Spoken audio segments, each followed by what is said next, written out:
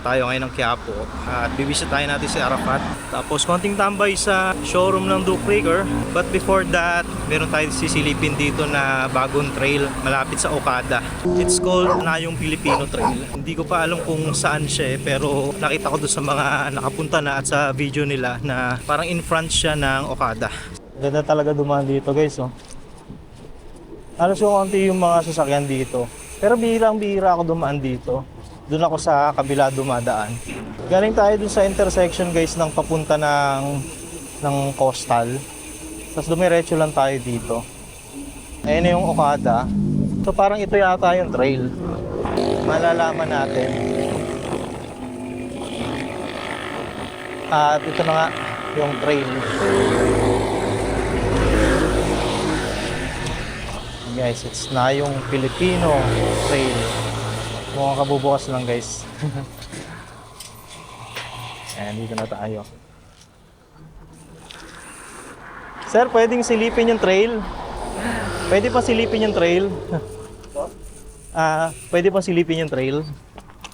Sige pa, okay po. Thank you po.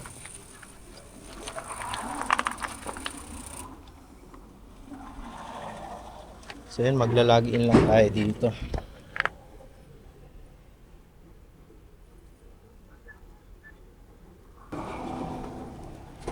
Thank you, sir. So, ayan. Ang laki niya, oh. Andito na tayo guys sa loob ng Nayong Pilipino Trail. At makikita niyo yung area guys, oh. Sobrang spacious niya. Sakali man na magdadala kayo ng sasakyan, kasyang-kasya dito. I-straba natin yung buong trail. Check natin kung ilang kilometers siya. At tara, silipin na natin yung trail. May signage na nagtuturo ko saan yung bike trail. So, silipin na natin.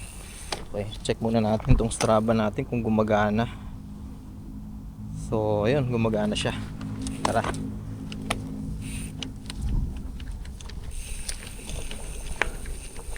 Ang ganda guys, oh.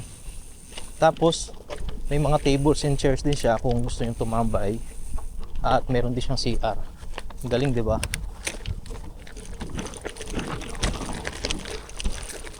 Ganda naman ng trail. Sobrang mapuno.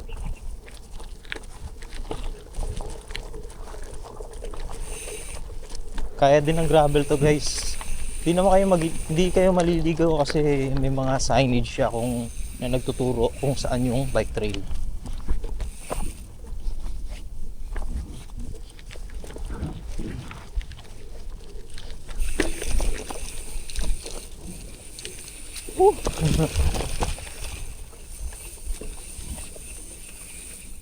At ayun. Saan kaya? So dito tayo. Tama kaya to? Morning sir. Mukhang tama naman to. Ang dami niyang daan.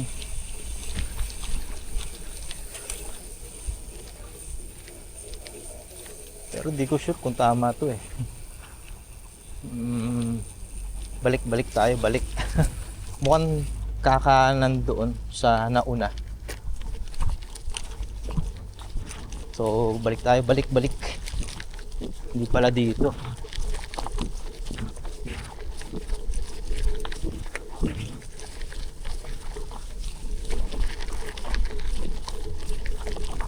Medyo nalito ako kasi walang sign eh kung kaliwa o kanan eh. Ayan. Dito tayong galing kanina guys. So check natin dito sa kanan. Madami siyang daan eh. Ayan oh.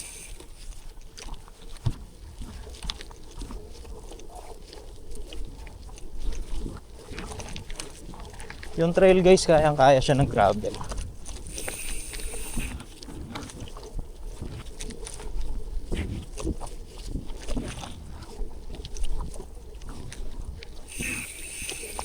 Ganda naman dito kasi malilim, matataas yung puno.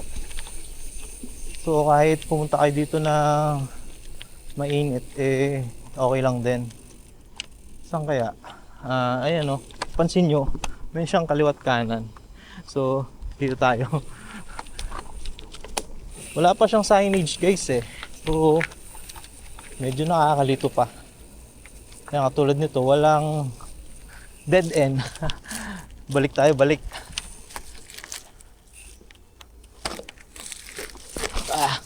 Balik tayo, balik, balik.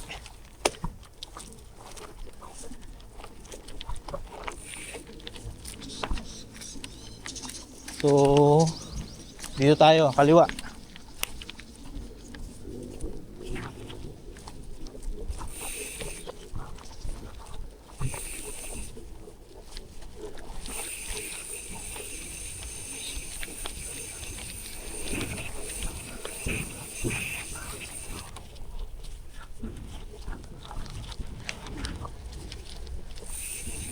Parang dito tayo galing kanina nung naligaw tayo.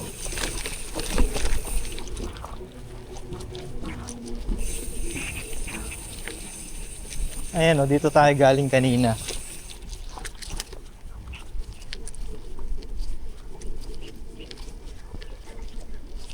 Mukhang paikot lang talaga to.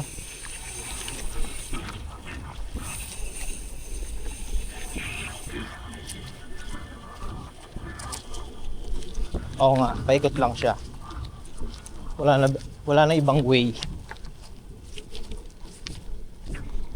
Ayun oh. Kita ko na agad yung guardhouse kung saan tayo nagsimula.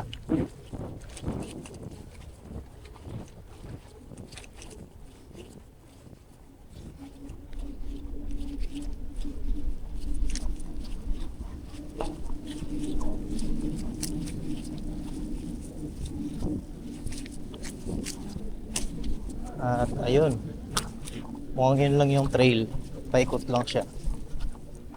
At pwede pang ma-develop guys kasi marami pang area na pwedeng butasin. Actually guys, nung narinig ko na buhay na ulit yung Nayong Pilipino, na-excite ako kasi simula pa nung maliit ako, lagi kami magkasama ni Papa. Pipishing kami doon every Sunday. Sobrang memorable tong Nayong Pilipino sa akin. Wala na doon yung Nayong Pilipino, nilipat na siya dito and hopefully ma-develop pa to. Pero kung naabutan nyo guys yung Nayong Pilipino dati, sobrang ang ganda niya. Naalala akong ganito na mga design na ganito doon. Ito na guys yung result ng Strava natin. It's less than 1 kilometer pa lang siya. Mapansin nyo, paikot sana siya pero may natira pang putol dito. Pero sa ngayon kasi yung pa lang yung available na trail dito. Delete muna natin yung Strava natin sa unang ikot tapos record tayo ng panibago guys. So ayan, tara. So alam ko na yung daan eh. Kanina medyo nalito pa tayo. Ayan, dito tayo ulit. Lapitan nga natin tong mga tables and chair. Ayan guys oh. Kung may baon kayo, pwede kayo magdala. Tambay kayo dito. Ayan, may CR din sila na maganda. Tara. Sa trail na tayo. Sa ngayon, maiksi lang yung trail eh. Paikot lang. Pero marami pang area guys na pwedeng ma-develop. Ito, nakikita nyo sa kanan ko. Dami pang pwedeng madugtong sa trail eh.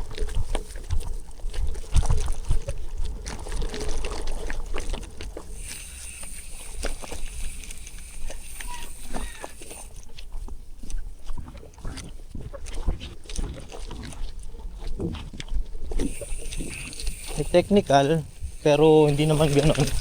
So yan, yun lang yun, yung technical na yun. Tapos kanan kayo dito.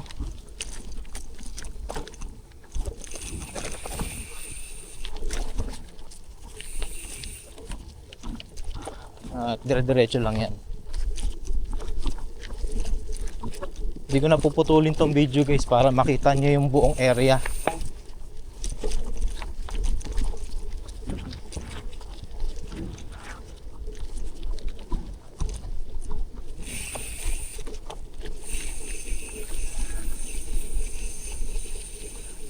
Tapos kaliwa tayo. Kanina kumanan tayo dun eh, kaso dead end. So ito yung tamang daan.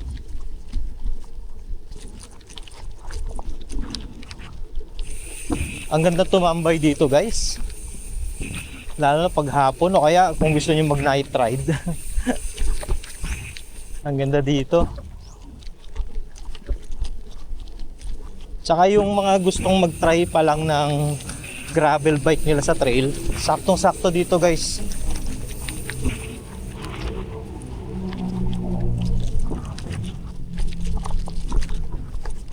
Tapos marami pang area. Ayan, katulad nito guys, pwede pa tong madugtong sa trail yung area na to. Ayan, oh.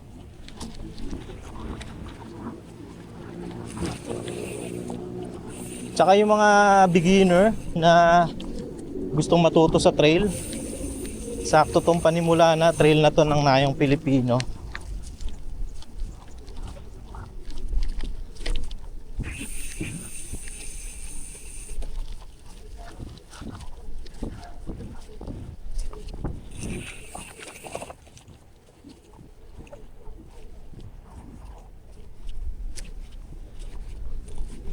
Malapit na ulit tayo sa paradahan.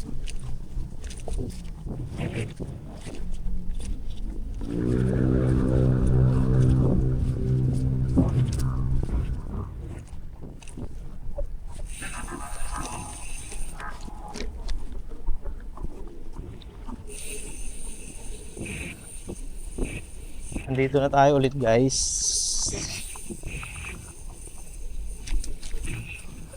Ayun, may mga magta-try ng trail. Ayun sila. May kasamang bata. Kaya sakto din talaga to pang ensayuhan sa trail sa mga kids. So less than 1 kilometer siya, sir. So ayun, less than 1 kilometer trail. So sir,